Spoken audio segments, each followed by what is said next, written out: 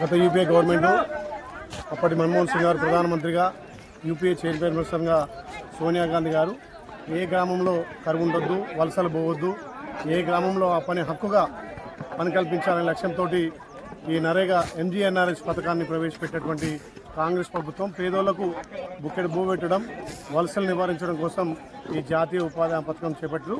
దీని ద్వారా ఏ గ్రామంలో ఆ గ్రామ పంచాయతీ గ్రామ సభ ద్వారా తీర్మానం చేసినటువంటి పని వాళ్లకు గుంతలు లెవెల్ చేయడం కానీ, చెట్లు తీసేయడం కానీ, వ్యవసాయ భూములు కూడా గుంతలు లేకుండా ఒక పంట పండే విధంగా చేసుకోవడం చాలా రైతులకు ఉపయోగపడడం, అదేవిధంగా నిరుపేదలైనటువంటి పేదలకు కూడా రోజు పనిగలిగే విధంగా ఈ ఎంజీఎన్ఆర్ఎస్ పథకం ఎంతో ఉపయోగపడుతుంది.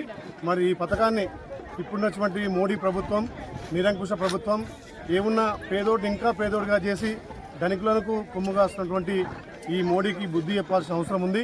ఏమున్నా అనిల్ అంబానీ, అదానీ, అమెజాన్లకే ఊడిగం చేసి దేశ సంపద కూడా ఉన్నోన్నే ఇంకా ఉన్నత స్థాయికి తీసుకుపోతుంది. లేనోళ్లకు పట్టడన్నం పెట్టే ఈ ఎంజీఎన్ఆర్ఎస్ పథకాన్ని పూర్తిగా నీరుగార్చే విధంగా దీంట్లో ఉన్నటువంటి పేద ప్రజలకు అక్కడ వచ్చే అన్ని కూడా తీసేసి ధనికులకు వచ్చే విధంగా దీన్ని కూడా కార్పొరేట్ సంస్థలు చేస్తున్నటువంటి ఎంజీఎన్ఆర్ఎస్ పథకాన్ని నీరుగార్చినటువంటి మోడీకి భారతదేశ ప్రజలు బుద్ధి చెప్తారు. ముఖ్యంగా పేదోడి కోసం తెచ్చినటువంటి ఎంజీఎన్ఆర్ఎస్ తప్పకుండా 100 రోజులు గతంలో కల్పిస్తే మేము 120 రోజులు అంటున్నారు. మరి ఇదివరకు జాబ్ కార్డు వాళ్ళు 100 రోజులు కూడా పూర్తి అయినటువంటి వాళ్లకు 120 రోజులు ఎందుకు? మరి గతంలో కేంద్రం 90%, రాష్ట్రం 10% భరించేది.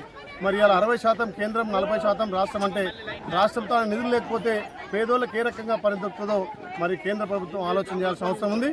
ముఖ్యంగా మా తెలంగాణ ఉమ్మడి ఆంధ్రప్రదేశ్ సంబంధించినటువంటి జిల్లా అధ్యక్షులు ఒకరోజు ఇక్కడ కూలీలకు ఏ రకంగా వెసులుబాటు అవుతుంది, ఏ రకంగా పనిచేస్తున్నారు, స్వయంగా జిల్లా అధ్యక్షులంతా వచ్చి ఇక్కడ పనిచేసి వాళ్ళతో మమేకమై వాళ్ళకి ఏ రకంగా రోజు కూలి పడుతుంది, ఎంత మెజర్మెంట్ అవుతుంది, వాళ్ళకి ఏ రకంగా ఉపాధి దొరుకుతుందో ప్రత్యక్షంగా చూడడానికి తెలంగాణ ఆంధ్ర డీసీస్ అంతా కూడా ఒకరోజు శిక్షణగా ఈరోజు వచ్చి ఇక్కడ వాళ్ళతో మమేకమై పనిచేయడం జరుగుతుంది.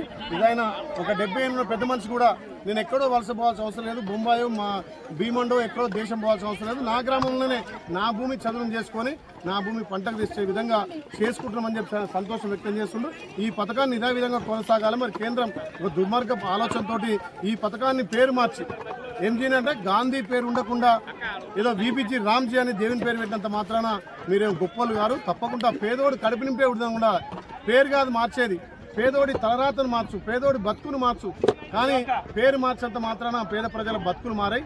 ఏదైతే మహాత్మా గాంధీ పేరుందో దాన్ని అట్నే కొనసాగిస్తూ గతంలో ఉన్నటువంటి నియమ నిబంధనలు పేదోడికి అక్కరొచ్చేటివి ఉండాలి తప్ప ఇలాంటి పేరు మార్చి నిబంధనలు మారిస్తే మాత్రం తప్పకుండా వచ్చే రోజుల్లో ప్రజలు బుద్ధి చెప్తారు. నేను గద్దె దించేది ఖాయం. మా భావి ప్రధాని రాహుల్ గాంధీ గారిని మళ్ళీ మేము ప్రధాని చేసుకొని పేద ప్రజలకు పట్టె అన్నం పెట్టే ఎంజీఎన్ఆర్ఎస్ను మళ్ళీ యథావిధిగా చేస్తామని చెప్పి మాట ఇస్తున్నాం.